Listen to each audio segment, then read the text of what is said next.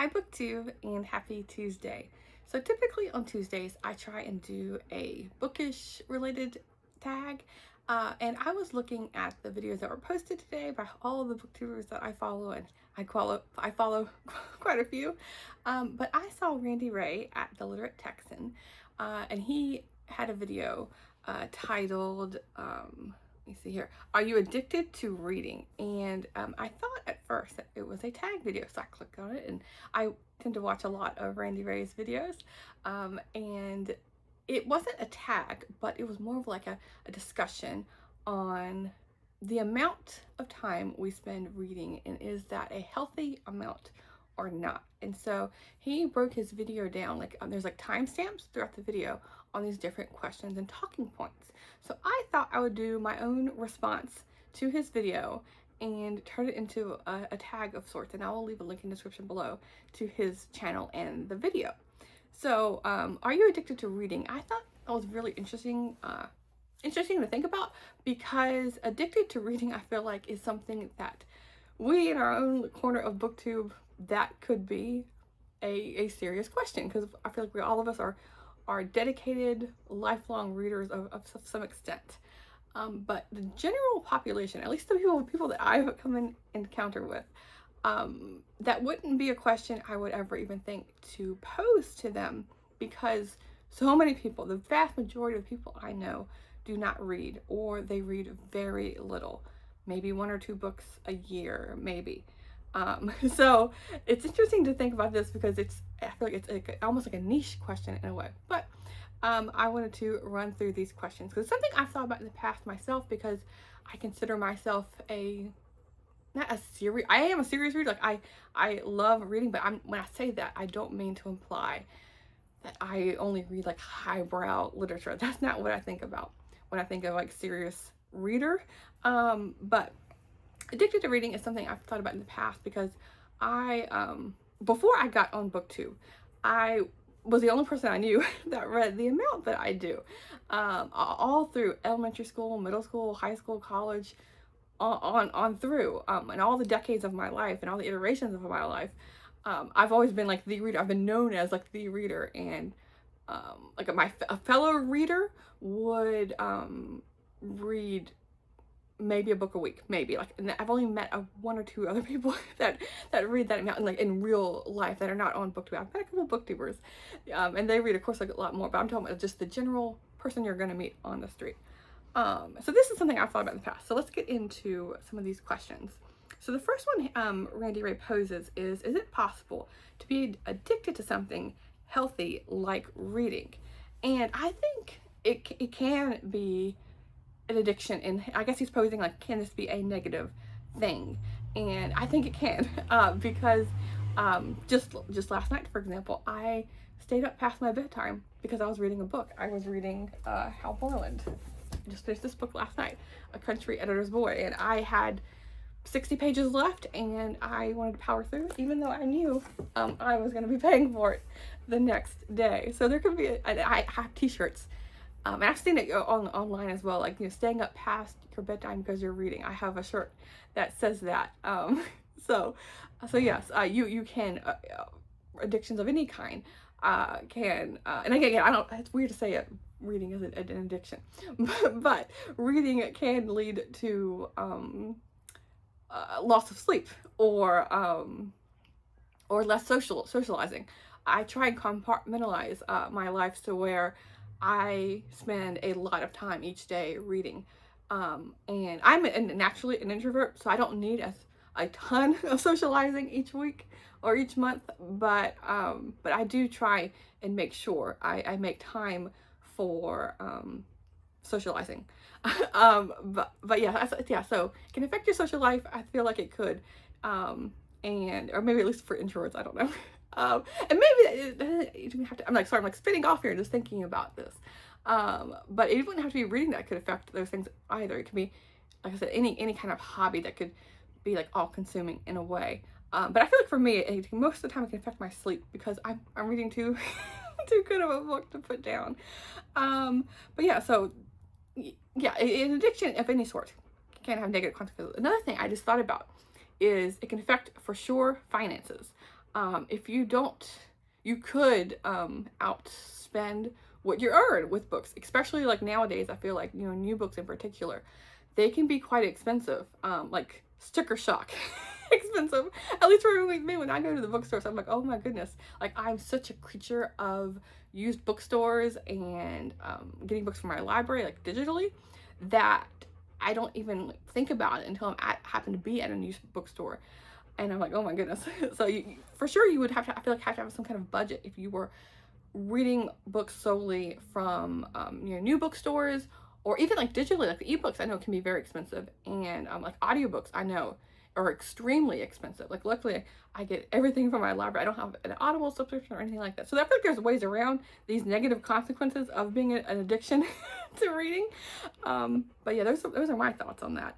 And for all of these, I really want to know what your take on this is, because I think these are just like endlessly fascinating. The next one is, how many hours a day of reading is too much? And I think, again, it's when you're impeding on other things. Like, and again, it's something I feel like I've seen online people talk about, like, oh, I'm reading instead of doing the laundry, or I'm reading instead of cleaning the kitchen, things like that. Or I'm going to read and not cook dinner, and I'm going to go pick up something, something like that. I feel like is when it can be too much. But again, I just feel like it's all about moderation, because like, of course, at least from my life, those things have happened to me where I'm in a good book and I don't want to put it down, so I'm gonna let things slide.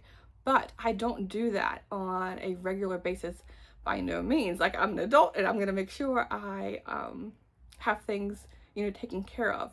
Here and there things can slide, but overall, every day, every week, I'm gonna make sure I keep my house up and running and it's not absolute chaos. Yeah, so how many hours a week how many hours a day is too much?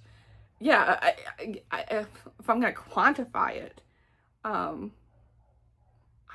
don't know. Like, we all have jobs and things, but yeah, if it's too much, like maybe something over like 10 hours could be excessive. But I feel like it's so personal. It just depends on what you have going on, because I myself, I have a full-time job and I have pets to take care of, but that's the extent really of my obligations for time.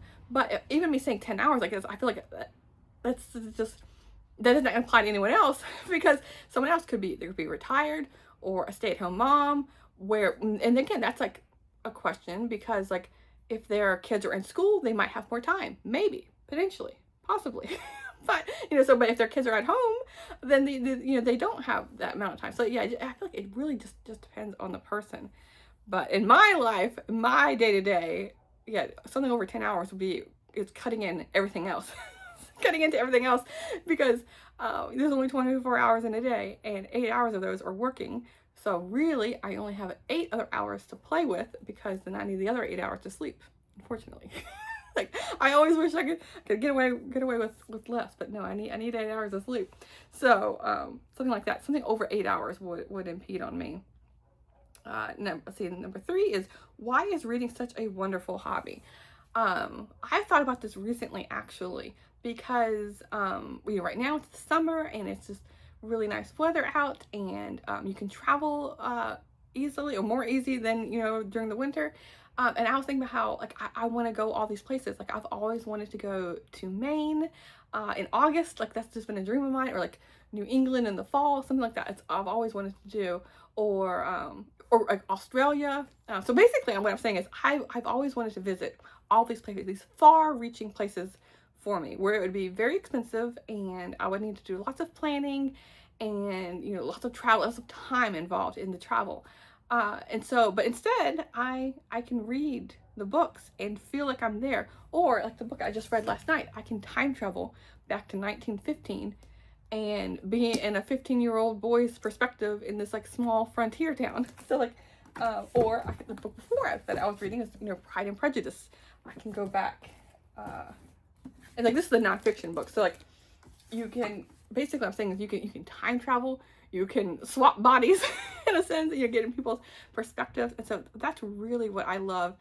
One reason, there's many reasons why I think reading is such a good hobby, because you can experience all these different perspectives and different time periods You can learn about different cultures, different points of history, whether you're reading nonfiction or fiction.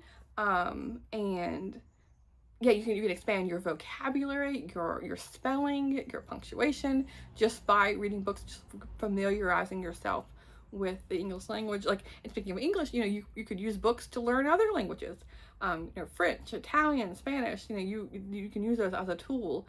I've thought about as I learned a little bit of Spanish and French in school, and I've heard about people rereading books like their childhood, like more simplified books, but in another language, so that you know the story already, so you can more easily identify what is going on in the story with reading these different languages. So yeah, there's endless ways I feel like that reading is such a good hobby, and I wish more people would do it. Like, going back to the first point, I wish more people were addicted to reading. I feel like they're missing out in a way. The next one is readers use the word addicted carelessly. And yeah, I going back to what else, my previous point on the first question. Yeah, I mean, I just feel like I don't know. I feel like addiction isn't the right word for readers. But yeah, like I feel like it could be a more carelessly used term, and it could be just applied not just to reading, but addiction could be the wrong word to use for any number of things. It could be like just too easily thrown about, when it's more of like, I feel like it could be thrown at readers like, oh, I'm personally, I'm addicted to reading. Like, someone could say that to me, and it's just because they're saying that just because they read less than me, and like it could come from a point of jealousy. I'm not sure, but like me, like even though I read a lot, like I can be easily jealous of someone else who reads more, but like that's not, you don't want to live in a sense of, you don't want to live in terms of jealousy. Like, that's not a good perspective to have. Everyone, like I was mentioning before, with the amount of time we all have for reading, it's completely different for each person and each person's stage of life.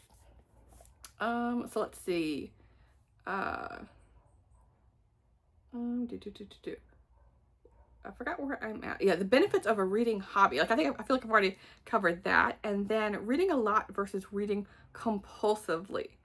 So when I think about reading compulsively, I'm thinking of being prescribed books in school, or like formulating some kind of list, like outside of school, like you're formulating some list that you have to read 1 through 10 in that order, that kind of thing. I feel like that comes from, I'm not talking about the school part, I'm talking like as an adult outside of school. It feels like it's coming from a point of a perspective of, oh, I'm doing this for like some kind of brownie points, gold star points, some kind of status symbol. Like, that's not how I read, and that's not how any friend that I have ever read. Like, I feel like it's more of like something I've seen online some people do, but I just find it annoying. And even like as I was just saying, like, I wish more people read, because I feel like they're missing out on things. I feel like those kind of readers could be missing out because they're reading a prescribed, I feel like it's more often like a smaller set of books. Like, hopefully with those kind of prescribed readers, or maybe they're at least reading the Western canon. So like they're getting a vast array of books, something instead of something so niche. But even then, at least they are reading. But yeah, I would for sure more side with reading a lot. And that doesn't have to mean even reading all the different genres. Like, you can read a lot within one genre. Like Pride and Prejudice, for example, like that's like a romance historical fiction kind of genre. Like, think of romance in particular. Like, there's all these category romance books. There's all these kinds of ways of reading that. I know that's really popular right now as well. Like, it's everywhere in stores, but it doesn't have to be just that. You can open worlds no matter what avenue you go with. I just feel like reading a lot, and you could even think, like, I know for me, I have like I said, I've always been a reader, but I haven't always read what I'm reading now. The type of books I pick up now isn't what I read 10 years ago, 15 years ago, 20 years ago, etc. Like, so you can start out with a more niche thing, and then you grow along the way. Like, you could branch out, like, oh, you want to read more books by this author, and then that could lead you to, oh, like their favorite author is this one. And so you could, kind of like follow the breadcrumbs in a way. So let's see. Warning signs to look for if you think you're addicted to reading. Yeah, like I said, loss of sleep, uh, loss of nutrition. You guys, if you're reading through all your breaks and just drinking copious amounts of tea, maybe, and like financial. I feel like financial is like probably the big one, and like not being able to perform at work or in school, or take care of your house. I feel like those are the more common things that could occur if you are addicted to reading. Again, that's like I guess like the negative aspect of it.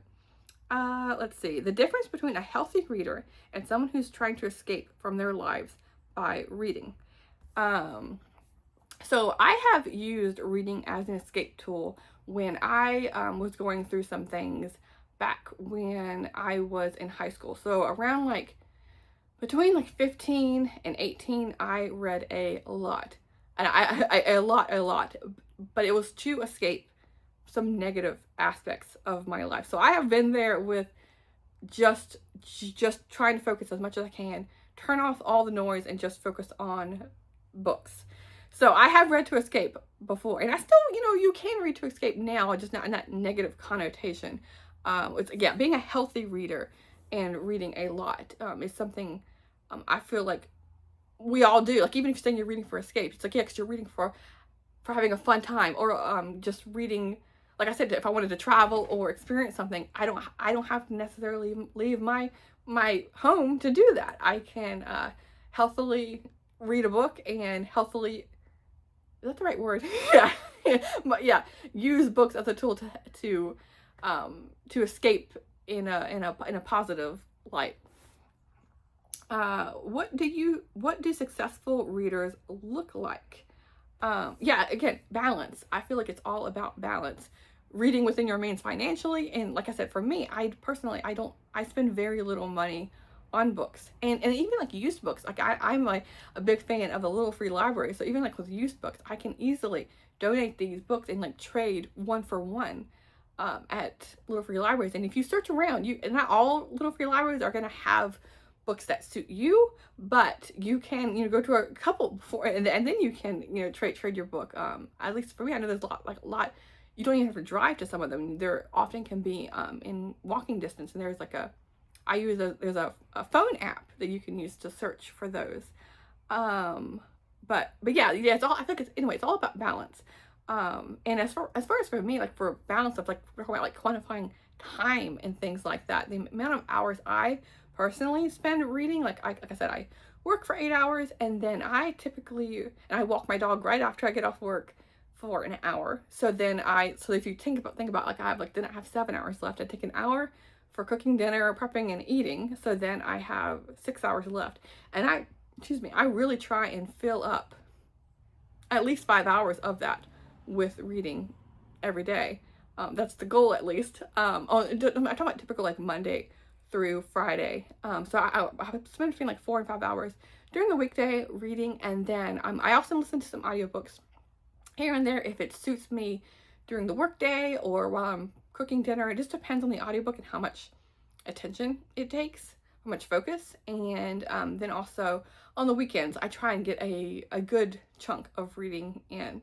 Yeah, probably at least 6 hours each day. And if I have no plans in the evenings or in the afternoons, then probably even more, probably like 8 hours a day, 8-9 hours, something like. Just depends on my weekend. But at least one of those days on a weekend, I try to completely just devote it to like the household things and walking my dog and reading. Like that's really what I try to focus on one of those weekend days. Let's see, questions to ask yourself about your reading habits. So yeah, I was just like covering one of those. And yeah, like I mentioned before, like I used to escape through reading when I was going through some hard times. But yeah, like I said, we all are evolving with things. And as for me, I feel like over the years, I'm almost 40 now. Like I feel like, so I've been reading ever since I was like 5 or 6. So like I've gotten into a groove and a rhythm that fits me, and I just feel like that's something we all have to work with. I know, like, you see a lot of people talking about how they have issues picking up a phone often. And so for me, when I'm reading, and I try always in general to have my except when I'm working, I need the phone right beside me. Other than that, and I have the phone on silent and not even within reaching distance of where I'm sitting. I have it actually on one of my books, my book shelves here. So it's an easy place to just put it so I know where it is, and I can check it, you know, once in the evening to see if someone's called me or texted me that needs a response. But other than that, I don't have the phone with me. I know a lot of people have issues with that. I know, like, I have one coworker who, she was saying something like she spends like the amount of time I'll just talk about reading, like I try and spend like 5 hours reading. It was something like, it was more than that she spends on her phone, and like I feel like I would lose my mind if I did something like that, because I value reading more. And so yeah, same like with television, like, you know, there's different things, like, and it's not bad that you want to spend time on your phone or watching TV or watching a movie. Like, there's other hobbies that we all can have. And it's just personalized. Like, if I was really into knitting or sewing or crafting, like, I would be splitting my time and I would be happy to do that. It just depends on what our preferences are. So I just feel like this is much more of an individualized set of questions. But yeah, I would be really curious to hear your responses to, like, either you're gonna make a video or a comment on my video or Randy Ray's video. I think these kind of things are just endlessly fascinating to me, because like I said, like, when I meet people in real life, there's so many that aren't readers. So I would really love to, like, learn what other fellow readers, what their daily habits are like and their perspective on things. But I will talk to you soon. Thanks, BookTube.